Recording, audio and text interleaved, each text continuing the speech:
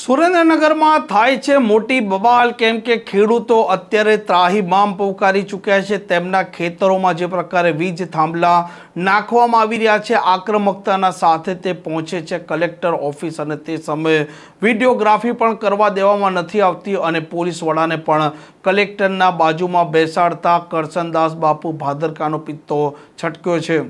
વૈષ્ણવજન તો તેને કહીએ જે પીડ પરાઈ જાનાને રે।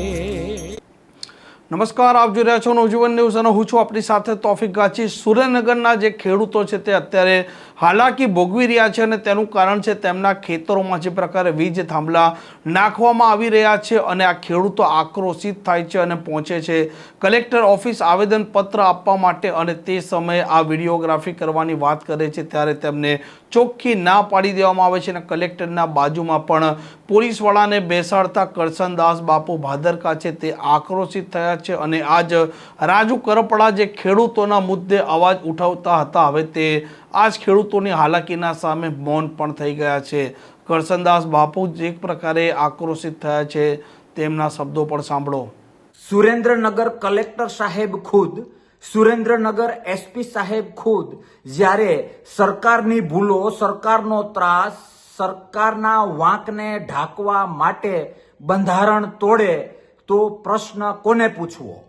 સરકારને હું પૂછું છું કે શા માટે આ રીતે લોકશાહીની ખુલ્લેઆમ કતલ કરો છો? વાત એવી છે, ગઈકાલે સુરેન્દ્રનગરના ખેડૂતો ઉપર વીજ કંપનીઓ દ્વારા સરકારના કોર્પોરેટ જગત અને કંપનીઓ તરફના પ્રેમને કારણે ખેડૂતોએ જે ભોગવવું પડ્યું, ખેડૂતો ઉપર જે અન્યાય થયો, ખેડૂતોની જમીન ઉપર જે કબજો થયો, એના વિરોધમાં અમે કલેક્ટરશ્રીને આવેદનપત્ર બંધારણીય જોગવાઈ રીતે મંજૂરી લઈને શાંતિથી ગયા। અમને રોકવામાં આવ્યા, ઘર્ષણ થયું, પછી અંદર થોડાક લોકોને જવા દીધા, ત્યાં સુધી તો સહન થાય છે।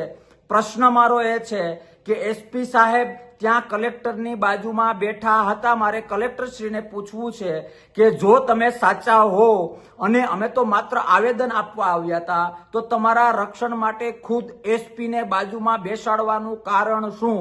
તમે સત્યના રસ્તે જાતા હોવ તો ખેડૂતોથી ડરીને ખુદ એસપીને બાજુમાં બેસાડવાનું કારણ શું? અમે અનેક વખત આવેદનો આપ્યા છે, આવું નથી થયું। આ તમારો ડર બતાવે છે, તમારું અસત્ય બતાવે છે, તમારી અને સરકારની મિલીભગત બતાવે છે।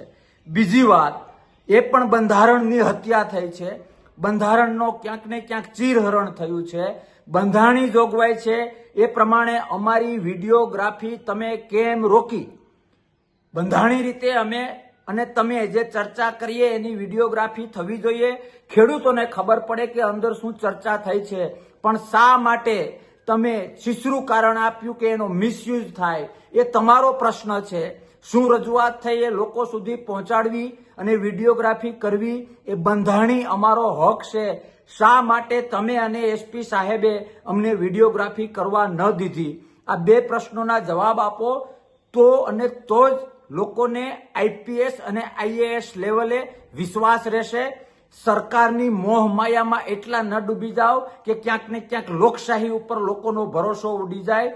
ખેડૂતો સાચા છે, ક્યાંક ને ક્યાંક ખેડૂત અને ખેતી અને ગામડું છે તો જ રાષ્ટ્ર છે, તો જ બંધારણ છે, તો જ બધા હોદ્દાઓ છે। માટે વિનંતી કરું છું કલેક્ટર સાહેબ અને એસપી સાહેબને કે તમારે અને સરકારને જે ઈલ્લું હોય, પણ તમે એ સ્ટેજે જો બંધારણ તોડશો અને ખેડૂતોને આ રીતે ગુમરાહ કરીને, દાદાગીરી કરીને વિડીયોગ્રાફી રોકશો અથવા તો ન કરવાનું કરશો તો લોકશાહીનું થાશે શું? આશા ક્યાં રાખી શકાશે? વિનંતી કરું છું આ બધામાંથી બહાર આવો અને લોકશાહીને ચમકવા દો। જય હિન્દ, ભારત માતા કી જય, જય જવાન, જય કિસાન, ખેડૂત એકતા જિંદાબાદ। આ પ્રકારના સમાચાર માટે નવજીવન ન્યૂઝ ચેનલ સાથે જોડાયેલા રહો। નમસ્કાર।